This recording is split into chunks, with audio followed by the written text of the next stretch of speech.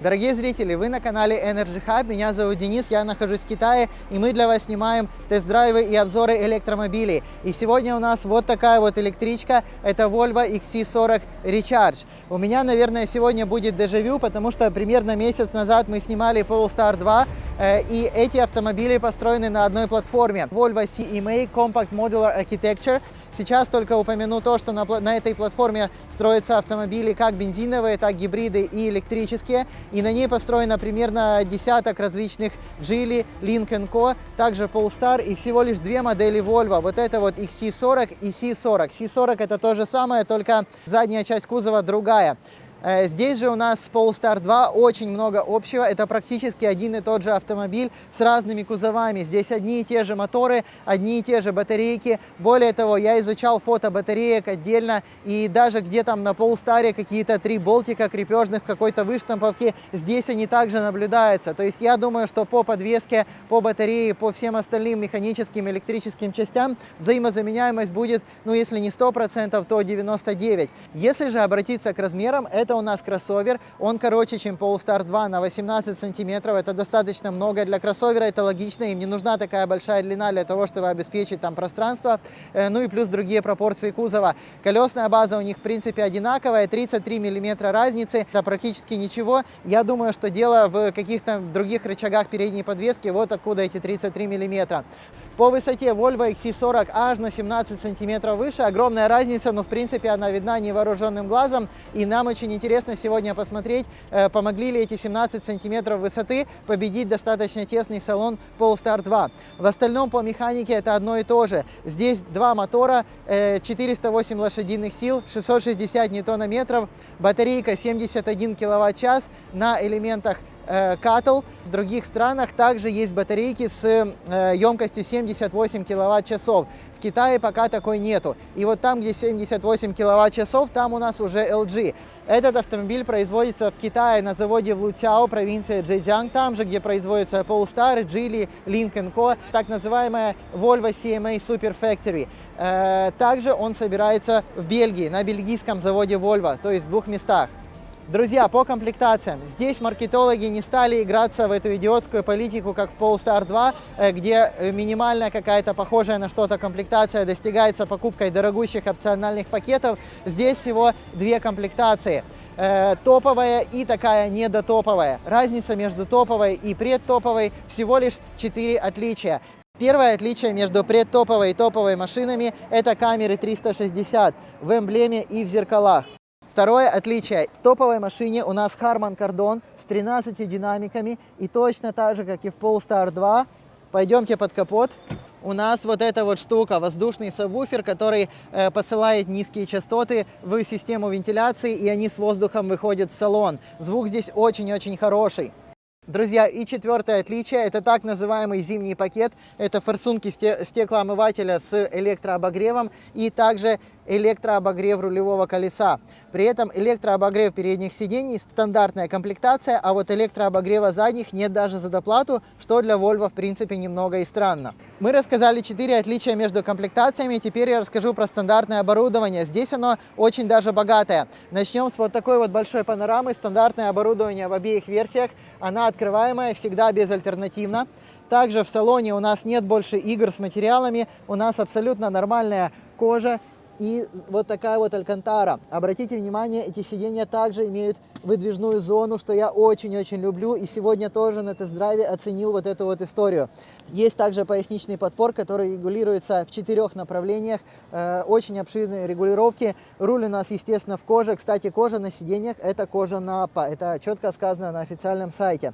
В стандартном оснащении у нас также светодиодные фары, адаптивные, с изменяемым автоматическим уровнем освещения и также переключением ближний и дальний. Здесь всегда электропривод крышки багажника с памятью, всегда электросиденье, электрозеркала с памятью и обогревом. А про такие мелочи, как парктроник спереди и сзади, камера заднего вида в базовой комплектации, мы рассказывать не будем. Это, в общем-то, очевидно для автомобиля такого класса. Друзья, мы в салоне. Что здесь реально красиво, это подсветка Ambient. Только мы ее сейчас не видим. Но я вставлю картинку, и вот эти вот ниши, вот эти впадины, да, они очень красиво подсвечиваются ночью. То есть сама светодиодная беспроводная лента идет вот здесь сверху.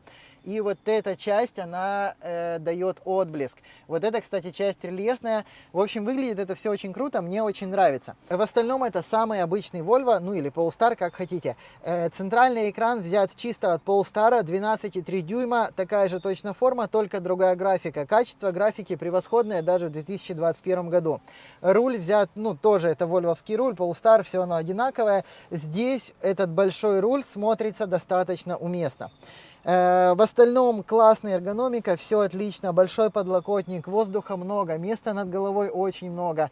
Мне очень все нравится. Вопросы вызывает вот этот вот материал на дверных картах. Выглядит как обычный карпет, как в 90-х перетягивали там вазы или старые иномарки. Ну, если у вас таких ассоциаций нету, то, возможно, в принципе, вам не будет это мешать. Я бы хотел, возможно, что-то другое, какую-нибудь Алькантару. Ну ладно, оставим. Беспроводная зарядка у нас во всех комплектациях. Вот такой вот рычаг выбора передач. Тоже весь этот блок чисто вольвовский. Вот эта строчка рычага, на мой взгляд, сделана немножко грубовато. Ну вот посмотрите, даже когда берешь это руками, ну мне не очень нравится. Но это все мелочи, я в принципе не люблю, когда к таким вещам придираются. Беспроводная зарядка у нас во всех комплектациях. И, друзья, самый главный недостаток — это вот этот центральный экран. Всего лишь 9 дюймов. Это устаревшая история даже для 2018 года. В 2018 уже продавался Xiaopeng G3 с 15-дюймовым там, или 14,6-дюймовым экраном. Вот хоть здесь качество графики 100 из 100 очень хорошее, но оно супер маленькое. Ну, посмотрите, вот это. Вот, в принципе, телефон, если взять, то он будет занимать примерно половину этого экрана, современный телефон. Как известно, у нас здесь есть английский, как бы в этой платформе мультимедийной. Вот мы его сейчас поставим. Так, других языков здесь, как видите, нету. Система этого всего, она достаточно простенькая. Это все основано на Google, но это не Google система, это Android, построенный на Google системе. И вот можно здесь посмотреть, да, Android 10. Есть камеры 360, в этой машине боковые две камеры сломаны, просто не показывает, ну какая-то проблема с фабрики. В остальном качество более-менее, можно вот так вот переключать, например, на заднюю, например, на переднюю, ну на боковую нельзя, потому что сломаны. И также есть память сидений и память зеркал, и обогрев зеркал. И вот такой вот рычажок управления этого всего. Обогрев зеркал отдельно не включается, я так понимаю, вместе с климатом, либо автоматически после какой-то температуры. И главный вопрос в этом автомобиле — это не материалы обшивки кар-дверей. Главный вопрос, тесно ли здесь, потому что длина автомобиля всего лишь 4,4 метра. Это немного, это компактный кроссовер, и кроме того, Polestar 2 тесная машина. И спереди тесная, и сзади. Стойки нависают. В Polestar 2 стекла идут вот так низко. И сразу говорю ответ. Нет, здесь никакой тесноты не ощущается. Большой машина не кажется, хотя вот эти зеркала, они больше, чем у Polestar, наверное, в 1,5 раза, и это серьезно добавляет ощущение солидности машины. Но, в принципе, здесь однозначно не тесно. Высота пошла на пользу. Спереди это как обычный кроссовер, среднеразмерный, длиной там от 4,4 до 4,6 метра. Самая обычная машина. Посмотрим на ширину салона. Друзья, 1,45 это действительно не узкий салон, это нормальный салон, и так мне здесь и ощущается. Регулировка руля механическая, диапазон очень большой, ну достаточно большой. Устроиться здесь удобно, нет никаких проблем. Пойдемте на задний ряд. И здесь самое важное, что меня правда очень интересовало, смогли ли они сделать этот задний ряд не таким тесным, как в Polestar 2. И, в принципе, мой ответ, да, здесь лучше подлокотники, здесь больше места вот тут, вот однозначно ты себя чувствуешь совсем по-другому. До уровня остекления места здесь не больше, на самом-то деле. Но чувствуешь ты себя намного лучше, вот в чем парадокс. Дверь здесь точно такая же маленькая, смотрите. Вот эта вот дверца, она точно такая же. Мне кажется, что прям нижняя часть сюда от Polestar можно ее вставить. Вот она вот такая. Да, все-таки кроссовер творит чудеса. Кроссоверный поднятый кузов — это совсем другая история. Спинка по-прежнему вертикальная, по-прежнему здесь долго ехать будет не супер комфортно, но ощущения будут все равно уже совсем другие. Есть вот такой вот подлокотник, как будто тоже прямиком от Polestar 2. Очень узкое вот это сиденье, обратите внимание, какой тут широкий на самом деле вот этот вот пластиковая накладка. То есть сиденье очень узенькое, сиденье однозначно на двоих. По-прежнему высокий карданный туннель, который свойственен этой платформе, и он никуда в этой платформе не уходит. Тут находится часть батареи, есть USB Type-C, вылет дефлекторов для задних пассажиров, обогрева сидений здесь не бывает. Вот такая вот сеточка, кармашек в каждом сидении. Друзья, и ширина салона между картами такая же, как и спереди, метр там 44-45. И я считаю, что если ставить оценку, то получится, что здесь где-то 4 с минусом, а Polestar это было 2 с плюсом или 3 с минусом, примерно так.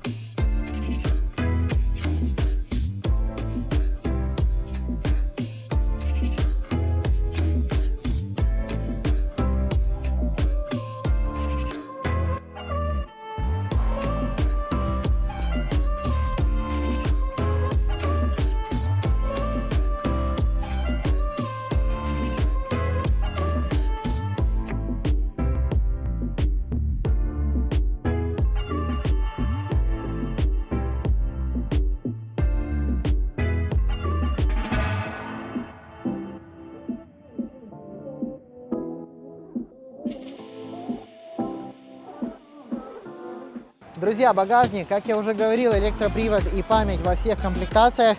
По паспорту здесь 444 литра. Вот такой вот у нас подпол. Смотрите, это выштамповка тоже, как у Polestar. Я уже устал это повторять. Ширина 1 метр, это очень хорошо. Длина до спинок передних сидений также почти метр, если они разложены. То есть все очень хорошо. И высота у нас от полки 43 сантиметра. Да, абсолютно похоже на то, что здесь 440 литров. И, друзья, разложенные сиденья, очень много места, ровный пол, есть лючок для лыж. Длина от заднего, скажем так, борта до спинок переднего сиденья это 1,7 метра, очень хорошо для такой длины. Теперь смотрим на передний багажник, он здесь есть, несмотря на то, что это не электроплатформа. Вот такая тут есть штука, как ее открыть? Ага. Ну и здесь литров 30, а под ней ремкомплекты колес и буксировочная проушина. Давайте посмотрим на оцинковку. Конечно же, здесь она будет, но не на капоте, потому что это у нас алюминий. Передние крылья, да, у нас оцинкованы. Весь автомобиль у нас оцинкован, но как бы за 50 тысяч долларов это абсолютно логично, так должно быть.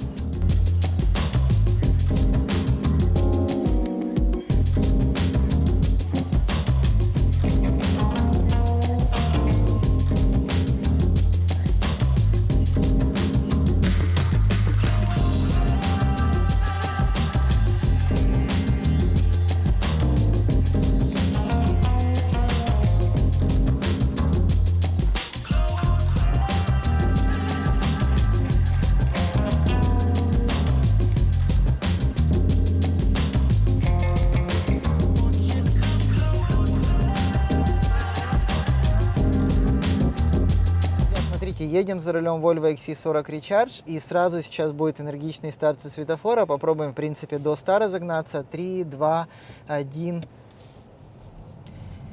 И вот это самое интересное в этой машине. Она вообще никуда не едет. Представьте себе, что здесь те же 408 лошадиных сил, как вот только сейчас 100.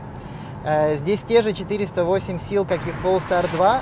Нет настроек режима езды, то есть нет ни спорт режима, ни спортивной ESP, ничего вообще. Есть только One Pedal Drive, то есть это совсем такая рекуперационная история. Короче, ребят, что они сделали с этой машиной? Это прямое ухудшение продукта для маркетинга. Они могли ее сделать точно такой же, как Polestar 2, просто ничего не меняя. Здесь точно те же моторы, точно та же батарея. И получается, что они ее ухудшили. Она очень слабо реагирует на газ. Здесь просто как будто бы это один мотор, а не два мотора и 408 лошадиных сил. Это колоссальное разочарование. В каком-то режиме там с 60 до 100 есть подхват. есть возможность энергичного обгона. С места она вообще никуда не едет. Только что еле-еле получилось где-то сорвать колеса в букс на мокрой дороге. Здесь точно хуже шумоизоляция, чем в Polestar 2, это заметно. И мне кажется субъективно, что хуже плавность хода. Возможно, мне просто кажется, возможно, это связано опять-таки с худшей шумоизоляцией. Посадка за рулем классная, этот руль здесь намного более в тему, чем в Polestar 2, потому что машина ощущается выше, обзоры лучше, вот это место здесь воздуха все-таки больше, руль у нас с обогревом, все хорошо, нормально, а вот эти штуки, это нержавеющая, ну какая-то сталь, какой-то сплав, вот железо прямо тяжелое, блестящее, и оно очень холодное. И это еще больше чувствуется, когда у тебя руль с обогревом. И ты вот здесь, если держишь пальцы, вот эта вот часть, это просто металл, это не пластик. То есть это красиво, дорого. Это никогда, наверное, не облезет, хотя и гальванические покрытия облазят. Но это некомфортно. Смотрите, я сейчас нажму педаль в пол с места. Ну, особо ничего не происходит. Рывка с места нет даже близко. Хотя в Polestar 2 он был.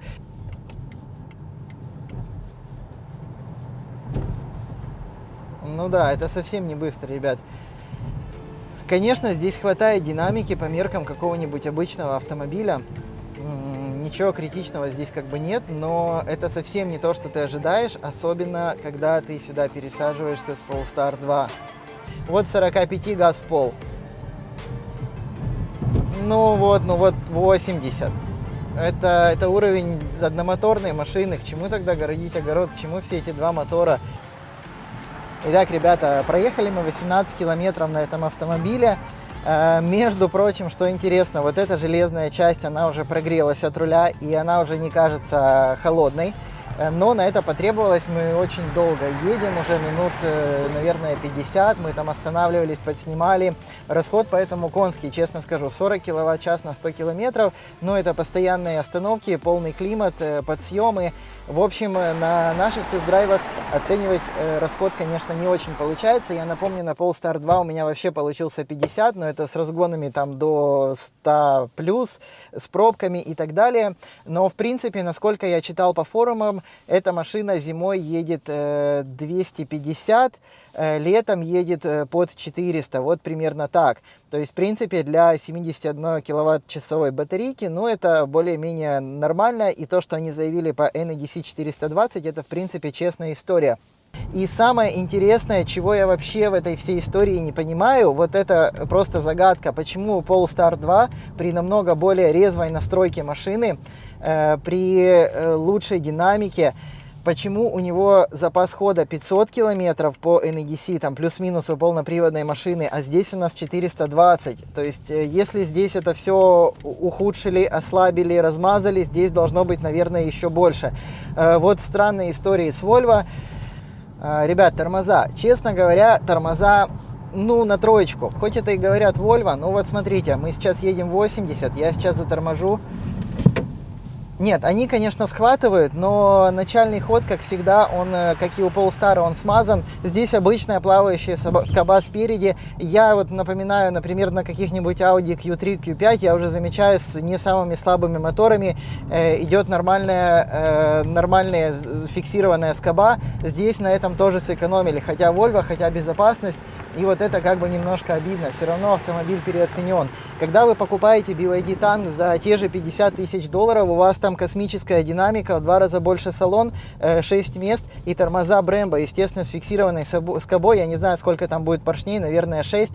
Во-первых, очень переоценен. Во-вторых, еще и маркетингово сильно ухудшен.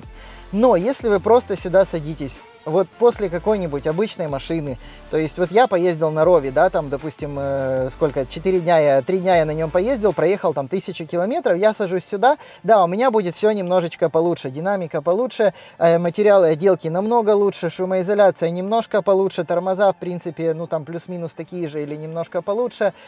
Ну, поэтому машина, конечно, спорная, противоречивая, и опять-таки вопрос цены. За 50 однозначно нет. За 50, ну, я не знаю, какие причины могут быть, чтобы купить эту машину за 50. Ну, тем более в Китае, где просто есть в 100 раз лучше машины за 50. Если же ее сравнивать с ID4, естественно, Prime, который дешевле, в принципе, даже без всяких скидок, даже просто в салоне, ну, на мой взгляд, ID4 тоже интереснее, ребят. Ну, да, во всех отношениях. Современнее, более крепко сбитый, лучше практически все. Тоже есть подогрев руля, тоже есть подогрев сидений, массаж. Нет, однозначно ID4 Prime выигрывает. Ну и нужно сказать несколько хороших вещей однозначно. Смотрите, очень классный радиус разворота. И наверняка он здесь такой же, как у Polestar 2. Машина очень юркая. Мы вот как бы на двух полосах разворачиваемся, там еще чуть-чуть задеваем обочину. Классный обзор, лучше, чем в Polestar 2. Лучше чувство машины, потому что она выше и она короче. То есть объективные вещи, если просто сесть подумать, так и должно быть. Дворники такие же, как в Polestar 2. Форсунки стоят прямо возле самих перьев. То есть вы не видите, как вода распыляется. Ну, это, кстати, прикольно, да. Друзья, мы закончили тест-драйв Volvo XC40, и, честно говоря, вышла лажа. Дело в том, что это переднеприводная машина. Я был уверен, что переднеприводные машины еще не поступили в продажу. Это не P8, это с одним мотором, 170 киловатт на передней оси. Честно говоря, их пока нету вообще-то нигде на сайтах таких машин. Но я знал, что они должны поступить, и я вообще-то хотел об этом рассказать. И я ездил на этой машине, думая, что здесь полный привод. Нет, здесь передний привод. В таком случае у нас, конечно, конский расход, но для переднего привода динамика понятная, динамика нормальная. Все, что мы записали, можно, в общем-то, перечеркнуть.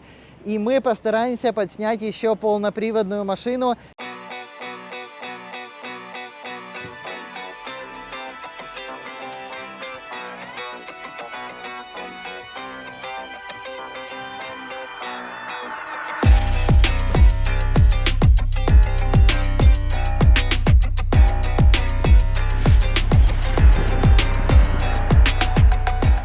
Друзья, все стало на свои места. Сейчас мы за рулем полноприводной машины. Совсем другие ощущения. Таймер на светофоре отсчитывает 5, 4, 3, 2, 1. И сейчас мы сделаем разгон от 0 до 100. Поехали. Во, вот это оно. Все, уже 100. Уже 130. Все, наш второй Polestar вернулся. Это нормальная машина, наконец-то. Ребят, вот за такую машину не жалко заплатить 40 и 50 тысяч. И тут уже, конечно, она может спорить с ID4, с ID4 Prime, потому что машина валит однозначно. Она как будто оживает во всех отношениях. Я уверен, что здесь и подвеска другая. Она едет мягче, я уже это чувствую. Может быть, где-то шумоизоляции больше. Тут я, честно говоря, не знаю. Но машина совсем другая. На ней реально... Ух, какой подхват. Ну вот, смотрите, вот это Polestar. Вот это Polestar 2, и он просто в другом кузове. И здесь 4,9 до 100, конечно же. В переднеприводной машине там у нас 7,4 секунды, здесь как бы 4,9. Класс. Нет, она очень крутая. Вот эта машина, вот за такую машину не жалко давать деньги. Если же вам просто нужен обычный какой-то SUV маленький, то вообще не нужно покупать Volvo XC40 Recharge, я считаю. Шумоизоляция хуже, чем в Polestar, однозначно. Есть ли отличия от моноприводной версии? Ну, мне трудно сказать, но по подвеске, мне кажется, точно есть отличия. Смотрите, что интересно, у нас точно так же нет никаких режимов езды. Я почему-то был уверен, что в полноприводной хотя бы версии они должны быть. Нет, здесь также ощущение от рулевого колеса, то есть просто наливается руль, электроусилитель, и все. Ну и One Pedal Drive. Очень странно это для меня. Блин, кайф. Ребят, вот это кайф. Она уже, когда быстро едет, и ты еще можешь ей дать, еще можешь дать газу. Она прямо отзывается на любой скорости. Такие же ощущения у меня были и в Polestar 2. Я прям очень доволен. 100% другая здесь подвеска, 1000% я могу поспорить, даже если мне кто-то скажет, что там по номерам все одинаково, я не знаю. Нет, машина ведет себя по-другому, и на ней правда кайфово ехать. Самое классное в ней, что здесь подхват есть вот на любой скорости, с 50, с 60, и даже во время разгона еще она дает подхват. Все-таки вот эти 660 моментов, в Polestar я тоже это замечал, они здесь очень-очень чувствуются. Вот такая машина вполне может конкурировать с ID4 Prime. Ой. И только что даже там на 60 у нас была пробуксовка. Вот эта вот машина интересная по езде. И, друзья, самое интересное, что я, очень агрессивно ехал. Мы проехали уже 15 километров, и у нас расход 45,5 киловатт-часов вот на приборке. И на самом деле нужно сказать, что это почти то же самое, что было на моноприводной машине.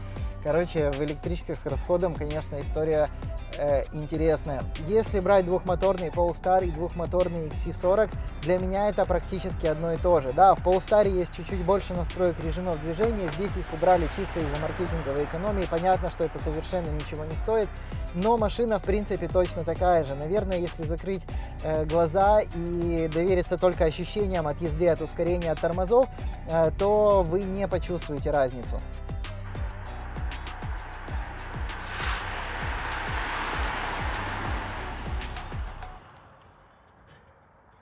Друзья, волею судеб мы сегодня поездили даже на двух версиях, чего совсем не ожидали, P6 и P8. Моноприводная машина для меня никакого интереса не представляет. Это самый обычный кроссовер без какой-либо перчинки.